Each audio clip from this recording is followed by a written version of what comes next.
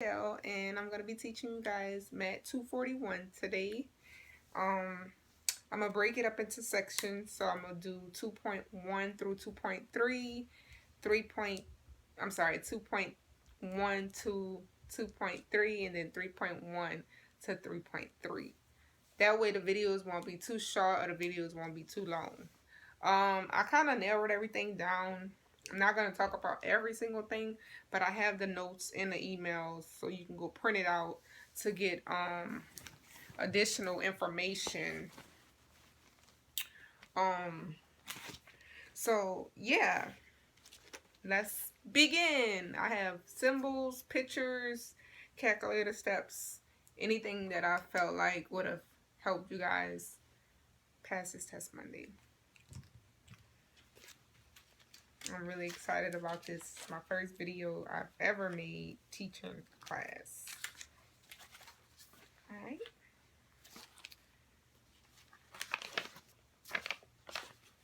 Alright, section 1.1 to 1.3. This is the main two things you want to focus on in this section is inferential statistics. This is when you analyzing or drawing a conclusion from a population or a sample.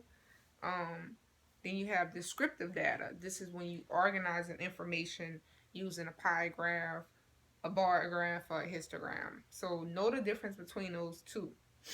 When you're drawing these graphs and stuff, you're gonna either deal with a population or a sample. A population is something that deals with all.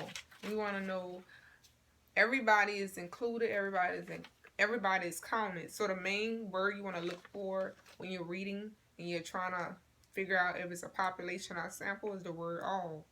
And if you're dealing with a population, you're going to use a capital letter N and then the Greek symbol sigma mu.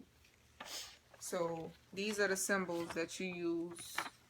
Sigma mu, I didn't put it on here. This is awesome. This is actually sigma mu. And then you want to use a capital N. Another word to describe a sample or the number of a sample is a parameter. Yeah. Now we have, to describe a population. Now we're going to talk about sample. Sample is part of a population. So only some is included. For example, today I'm going to be sampling 40 people out of 80. So 40 would be the sample and 80 would be the population because 80 is everybody. For the sample, these are the symbols you use. You want to always use lowercase for the sample. Lowercase n, s squared, we're going to use that in chapter 3.1, and squared with parentheses around it. I'm sorry, lowercase s with parentheses around it. And the other symbol you want to use is the X bar. This is huge. X bar. Lowercase and X bar. Alright, moving on.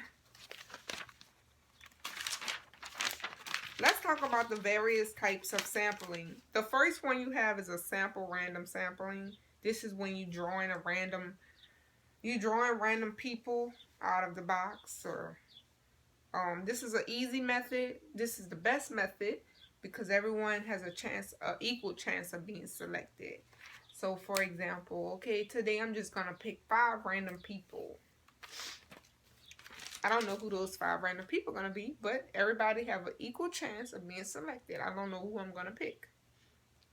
A good example of that is like the lottery. Sample of convenience. This is not really well defined. This is mostly used in grocery stores. So let's say a customer may walk in, hey, what do you think about our new ice cream? You're just picking people who walking in a store. You're not saying, let me give everybody a chance to ask them how they feel about our ice cream. You just picking anybody who walk in the store, just picking people. And like I said, it's not well defined. Stratified sampling, this is when a population is divided. So the 2 samplings I'm about to talk about next is going to be divided. Stratified sampling, this is when a population is divided. a sample random sample is drawn and only some is used. So for example, I might separate the girls and the boys, and then I'm going to draw 3 random people from that group. So I'm still doing a simple random sampling, but I'm separating them into groups and I'm only picking some. Cluster sampling is the opposite. They're still separated into groups, but everyone is being counted, not just one person, not just a few people. This is a population. And basically a cluster is used when a population is too large. Alright, let's talk about simple systematic sampling. This is every other selection. This is not well defined because let's say I'm going to pick every other. I'm in a classroom and I want to do a drawing. I'm going to pick every other person.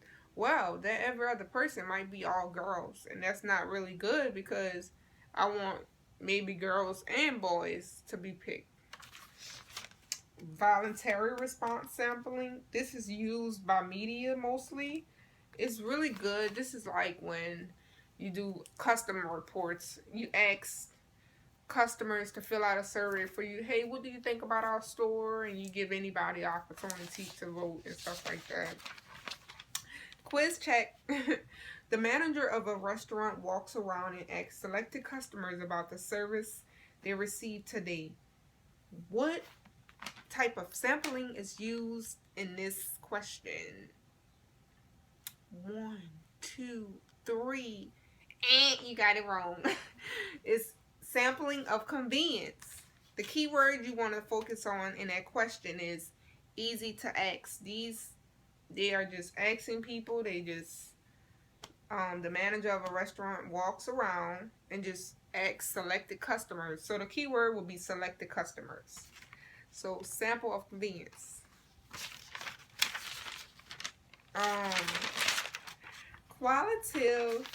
Qualitative variables.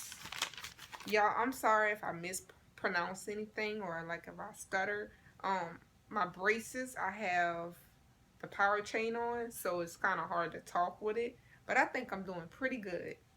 Just wanted to inform y'all on that so y'all won't think, oh my gosh. Even though some words are hard to pronounce for me, but majority of them I know how to pronounce it. Like I said, I didn't really practice. I just said, hey, I'm going to teach this class today. Qualitative variables.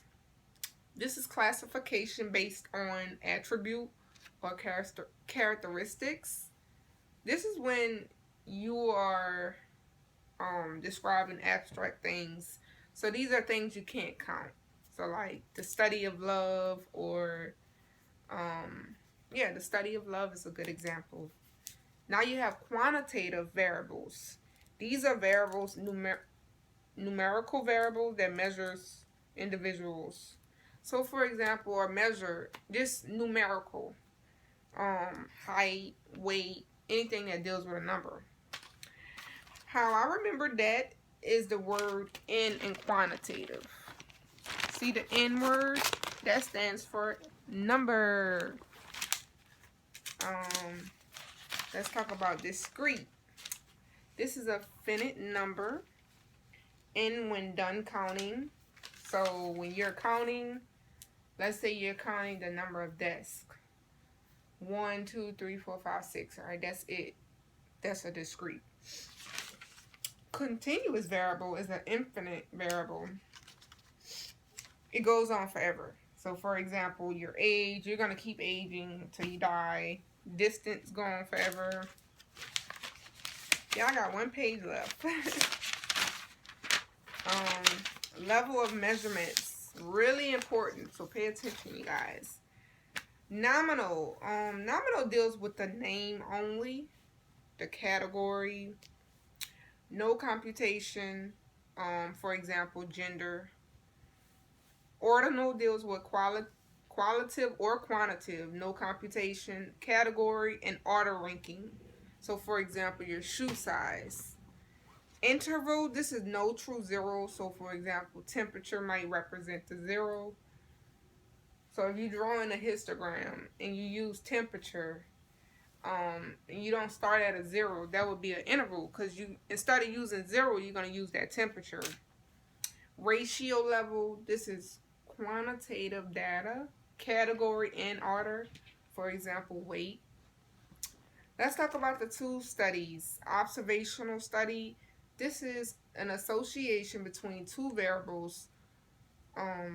You're not testing anything out, but you're saying, okay, let me find out the study of, let me see.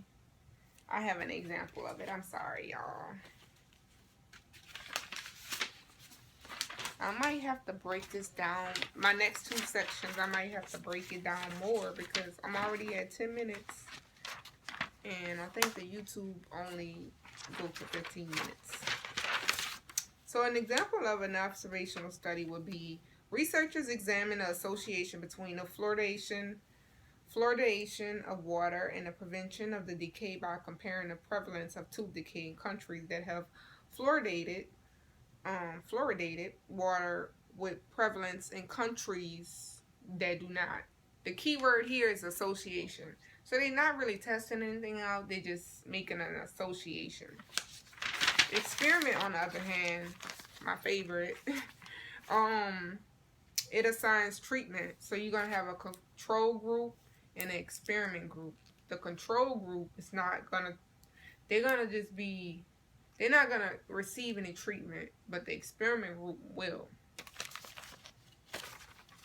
That takes care of 1.1 and 1.2 and 1.3. We were able to get it done within 15 minutes. The next two videos, you guys, well, I might make 3 videos. I might have to break it down into sections so it won't run out of time, because YouTube only lets you upload 15 minutes. But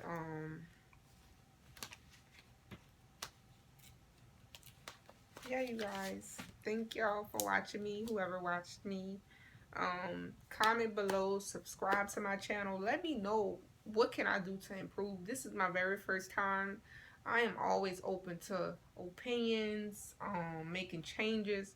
I want to help you guys out. So if y'all don't tell me what y'all think I should improve, I'm going to keep thinking I'm doing it right, and I won't know. So you're not going to hurt my feelings. Just let me know, hey, I think you need to maybe speak louder, or maybe you need to get a different color pen so I could see. Any little thing that may aggravate you, or you may feel like that I can improve, just let me know so